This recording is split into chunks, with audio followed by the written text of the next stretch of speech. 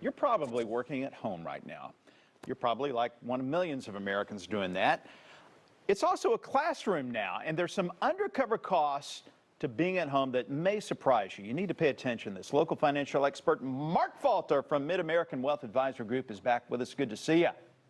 How are you doing, Mark? Doing fantastic. Not working from home, but not opposed to it.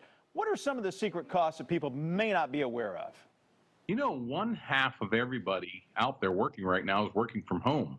And even though they may be saving money on things like gasoline and dry cleaning, they're actually spending more money on utilities and basically setting up the office at home.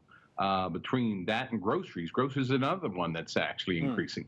Now, if you're self-employed, you can write these costs off, right? You can take a part of the deduction from utilities as a portion of your mortgage. Can you do that, though, if you're working for a company, but you're forced to work at home during the pandemic? In short, unfortunately, no. I wish you could, but if you're self-employed, you can.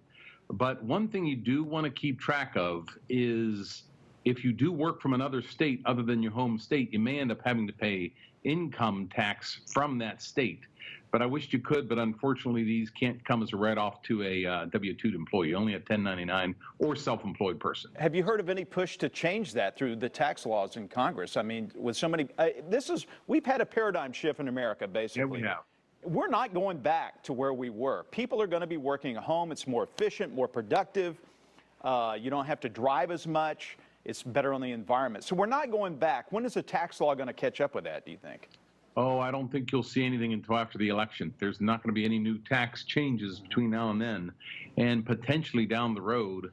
But it's always been this way. It's always been self-employed. Matter of fact, I'm self-employed, right, and I have an office at home and an office here, and I can only take one of the two. So this is actually one of the areas the IRS really looks at hard.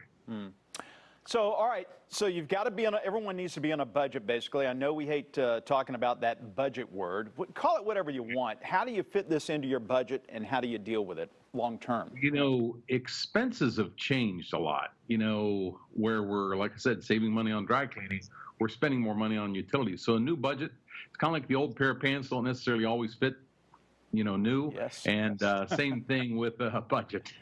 You know, you need to keep track of your income, and you need to keep track of your expenses and so forth. All right. But a new budget's a very good thing. Mark, thank you so much. If you have a question for Mark, check out his website, midamericanwealthadvisory.com.